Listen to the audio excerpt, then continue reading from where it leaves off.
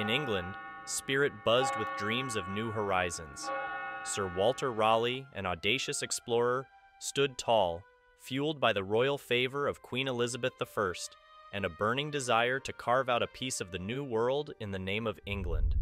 A world imagined by artists and described by explorers was their destination, a place where dreams of golden lands and untapped civilizations beckoned them forward into the uncertain waves of the vast ocean.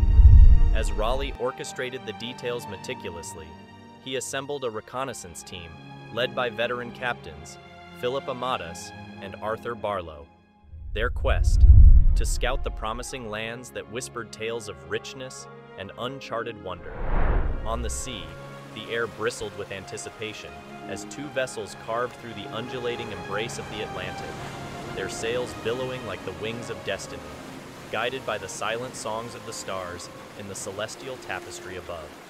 The perilous journey found its reward when Barlow and his men set eyes on the virgin shores that, in Barlow's own words, were so full of grapes as the very beating and surge of the sea overflowed them. Thus began the meticulous exploration of a land resplendent with untamed beauty, whispering secrets in the rustle of its leaves and the fragrant bloom of its rich flora. The lands whispered promises of prosperity, beckoning the men deeper with each passing day. The Englishmen met with the native inhabitants of this bountiful land.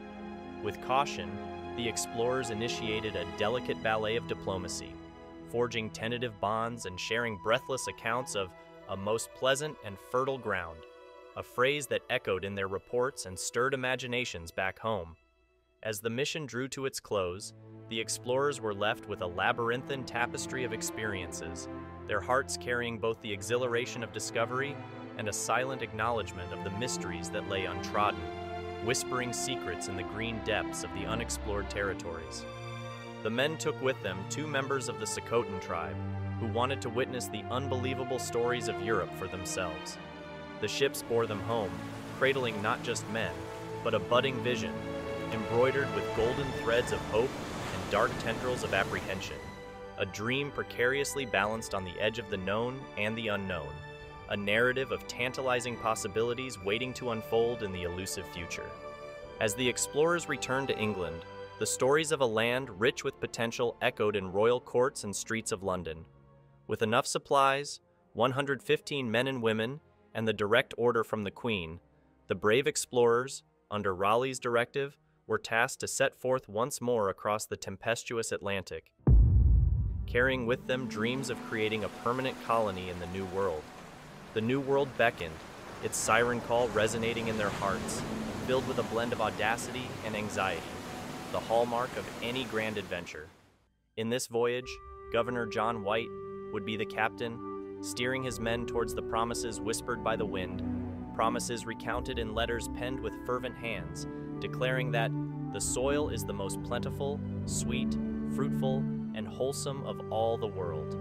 In the holds of their ships lay the seeds of a new beginning, the foundations of the Roanoke Colony, destined to be England's proud foothold in the untamed lands of the New World. Manteo and Wanchese, the curious members of the Socotan tribe who had journeyed to England, returned now to their native soil, carrying with them a tangled web of emotions, anticipation, homesickness, and a foreboding sense of the changes that were to come. Their arrival on the American shores was met with a series of challenges that tested the mettle of every man and woman present.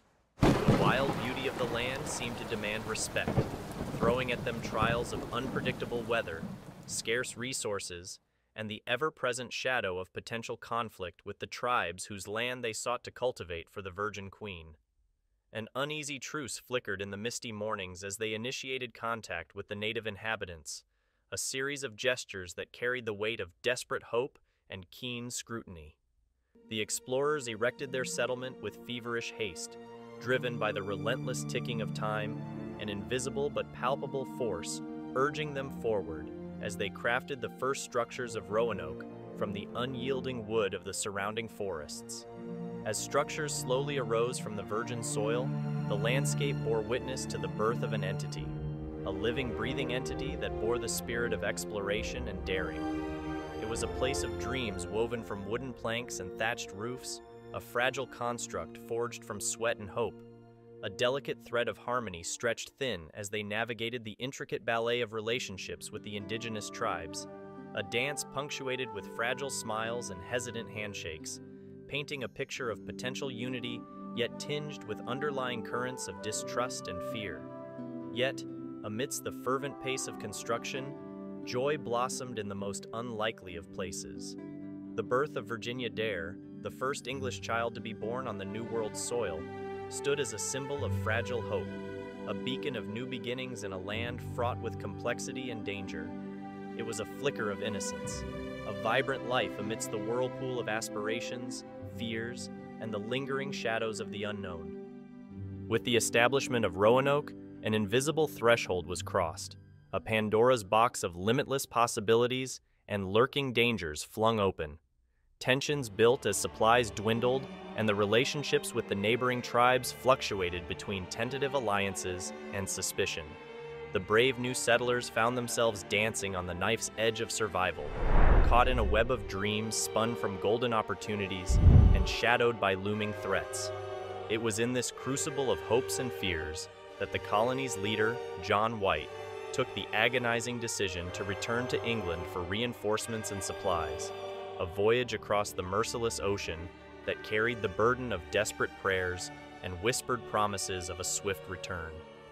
The sails disappeared into the horizon, leaving behind a colony clinging to the fragile tendrils of faith, standing on the shifting sands of Roanoke, their faces turned towards the horizon, hearts pounding with hopes, fears, and the silent question: would they stand strong, united in the face of adversity amongst the untamed groves of the New World? 3 years later, in the still morning of 1590, the familiar yet transformed coastline of Roanoke came into view as John White, laden with hope and dread, spearheaded the return voyage to the fledgling English settlement he had left 3 years prior. The voyage carried an immense burden of promises long overdue, yet as their ships approached the shores, an eerie stillness hung in the air, a silence too deep, consuming the vibrant life that once pulsed there. The scenery bore a haunting resemblance to the illustrations White himself had crafted years before, yet devoid of the warmth of human presence, a canvas of abandonment, a vivid picture turned ghostly frame. A moving unease gripped the returning settlers as they stepped ashore, calling out the names of their loved ones, their voices disappearing into the deep foliage, absorbed by the silent witness of time that had seen too much. The vibrant community, once abuzz with hopes, dreams, and newborn life, had transformed into a silent, desolate stage where nature began reclaiming her territory, vines and roots creeping over the man-made structures with a slow yet unyielding grip. The beating heart of the settlement, which once echoed with the laughter of children and the footsteps of pioneers, lay silent, with no signs of struggle or violence, as if the people had evaporated into the thin air, leaving behind an ominous stillness that echoed with the mysteries of their fate. The empty houses stared back with vacant eyes, the workshops barren, and the fresh life that had once blossomed. There was nothing but a distant memory, lost in the embrace of the forest that edged ever closer, ready to swallow the dreams that once flourished there. As they ventured deeper, a chilling discovery brought them to a halt. The word Croatoan crudely carved into a wooden post, a silent sentinel bearing a message as enigmatic as the disappearance itself.